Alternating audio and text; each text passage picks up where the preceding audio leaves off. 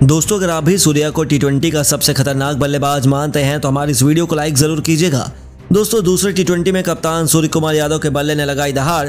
Team India के विध्वंस के आगे थर थर कांपी है अफ्रीका की धरती। आखिरी गेंद तक खेले गए महामुकाबले में भारत ने रचाया नया इतिहास। तो आखिर कैसे, जब आखिरी ओवर में जीत के लिए 19 रनों की दरकार थी, सूर्य और रिंकू ने अपनी खौफनाक बल्लेबाजी से अफ्रीका को खून के आंसू रुला दिए।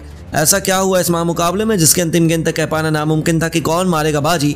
दूसरे टी20 में हुए इस जबरदस्त घमासान की पूरी हाईलाइट हम आपको दिखाएंगे, लेकिन उससे पहले आपको क्या लगता है गिल, रिंकू और सूर्या में कौन सबसे शानदार बल्लेबाज है, हमें नीचे कमेंट करके जरूर बताइए। दोस्तों साउथ अफ्रीका दौरे की शुरुआत ही टीम इंडिया की बेहद खराब रही। जब पहला टी20 मुकाबला बारिश की वजह से रद्द हो गया और इस कारण अब दूसरा टी20 मुकाबला इतना इंपॉर्टेंट हो गया, जहां जेके बराह के सेंट जॉर्ज पार्क स्टेडियम में जब दोनों टीमें एक दूसरे के सामने आई तब पूरी दुनिया की नजरें इस पर टिकी हुई थी। कप्तान सूर्या ने भी टॉस अपने नाम किया और मेजबान अफ्रीका की मेहमान नवाजी करने के लिए उन्हें पहले बल्लेबाजी को भी मुलावा सौंप दिया।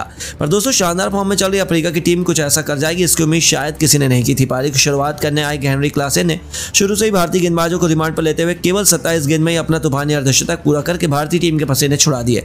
हालांकि दूसरी तरफ से अर्शदीप सिंह की आंधी ने अफ्रीका के टॉप ऑर्डर को तहस नहस कर दिया और मुकेश के साथ मिलकर अर्शदीप ने एक बार फिर से लगातार 3 विकेट चटकाकर अफ्रीका की कमर तोड़ दी और एक समय तो ऐसा लगा कि वह 100 रनों तक भी नहीं पहुंच पाएंगे। लेकिन उनके लिए मुश्किल की घड़ी में संकट मोचन बने उनकी टीम के सबसे बड़े खिलाड़ी और कप्तान एडम मार्करम। इस खिलाड़ी ने अपनी टीम को संभालने की जिम्मेदारी अपने कंधों पर उठाई और टीम इंडिया के गेंदबाजों की धज्जियां उड़ानी शुरू कर दी। अर्शदीप, मुकेश से लेकर कुलदीप यादव सभी की जमकर पिटाई करते हुए मार्करम ने केवल 28 गेंदों में अपना शतक पूरा किया और इसके बाद भी इस खिलाड़ी ने रुकना जरूरी नहीं समझा। दूसरी तरफ से उन्हें किसी के साथ नहीं मिला, लेकिन अंत तक नाबाद रहते हुए उन्होंने 48 गेंद में 73 रन की तूफानी पारी खेली, जिसमें 7 खौफनाक छक्के शुमार थे। इसके दम पर उन्होंने अफ्रीका की पारी को 20 ओवरों में 201 रनों तक पहुंचा दिया। जी हां दोस्तों, इस मुकाबले में बहुत आगे लग रही टीम इंडिया अचानक से पिछड़ चुकी थी। भारत के सर्वाधिक विकेट अर्शदीप ने हासिल किए। उन्होंने 3 बल्लेबाजों को शिकार किया और अब भारतीय टीम के स्टार बल्लेबाजों पर इस लक्ष्य को जल्द से जल्द हासिल करने और अपनी टीम को जीत दिलाने की अहम जिम्मेदारी थी। इन इरादों को सच करने के लिए रनों की ताबड़तोड़ बरसात करने शुभमन गिल के साथ यशस्वी जायसवाल की जोड़ी मैदान में उतरी और ये दोनों कमाल के फॉर्म में चल रहे थे। पहले ओवर से उन्होंने इसका नजारा पूरी दुनिया को दिखाना शुरू कर दिया। आपको बता दें, जहां एक तरफ यशस्वी ने आते ही पहली गेंद पर तूफानी छक्का बटोरकर अपना खाता खोला और गिल ने शानदार कवर ड्राइव से चौका जड़कर अपनी पारी की शुरुआत की, तो इन दोनों का बल्ला पावर प्ले में जमकर गरजा। 6 ओवरों का बखूबी फायदा उठाते हुए उन्होंने अपनी टीम को 62 रनों तक पहुंचा दिया और जीत की नींव बिछा दी गई। ऐसा लगा कि अब तो टीम इंडिया को कोई हरा नहीं सकता, लेकिन फिर होता है अफ्रीका की वापसी का शंखनाद। केशव महाराज ने आते ही लगातार 2 गेंदों पर पहले गिल और फिर अगले ही गेंद पर यशस्वी को चलता कर भारतीय टीम को 2 करारे झटके दिए। गिल 38 रन बनाकर पवेलियन लौटे और यशस्वी ने भी 43 रनों का योगदान दिया। वहीं अब अफ्रीका के गेंदबाजों से अचानक से रनों में लगाम सी लग गई और घातक गेंदों के आक्रमण में भारतीय टीम पूरी तरह से बिखर गई। ऐसा लगा कि भारत मैच में बहुत पीछे छूट चुका है, यहां से वापसी कर पाना नामुमकिन है। लेकिन टीम इंडिया की लाज बचाने के लिए फिर दहाड़ता है कप्तान सूर्य का बल्ला। जी हां दोस्तों, इस खिलाड़ी ने परिस्थितियों के हिसाब से संभलकर बल्लेबाजी की, लेकिन जैसे ही रिंकू सिंह मैदान में बल्लेबाजी करने आए, इन दोनों ने चौके छक्कों की ऐसी झड़ी लगाई कि अफ्रीका के साथ पूरी दुनिया केवल देखती रह गई।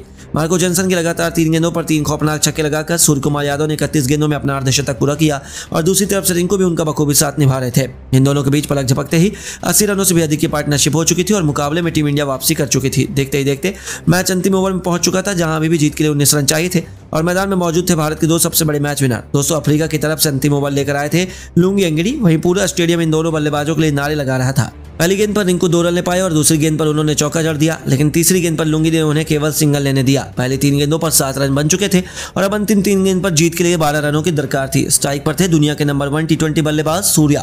भारतीय टीम को अपनी जीत नजर आ रही थी और पूरा स्टेडियम उनके नारों से गूंज रहा था। दोस्तों सूर्या की आंखों में अंगार थे, गेंदबाजों का हौसला बुलंद था। उन्होंने एक जबरदस्त यॉर्कर डाली, लेकिन सूर्या तो शेर पर सवा शेर है। उन्होंने अपने घुटने टेक कर विकेट के पीछे इतना शानदार शॉट लगाया कि गेंद तारामंडल में छुमंतर सी हो गई। इस तूफानी छक्के की बदौलत मुकाबला अंतिम 2 गेंदों में चला गया, जहां भारत को जीत के लिए 6 रन चाहिए थे। लेकिन बदकिस्मती से 5वीं गेंद डॉट बॉल हो जाती है और मैच पूरी तरह से फंस चुका था। अंतिम गेंद पर जीत के लिए एक बड़ा छक्का चाहिए था और इस बार भी गेंदबाज ने चला के दिखाई। सूर्य ने उन्होंने बहुत गेंद दूर फेंकी, पर सूर्य से पार पाना उनके बस की बात नहीं थी। सूर्य ने रिवर्स स्वीप लगाते हुए एक चमत्कारी शॉट से गेंद को छक्के के लिए मारकर टीम इंडिया को अद्भुत जीत दिला दी।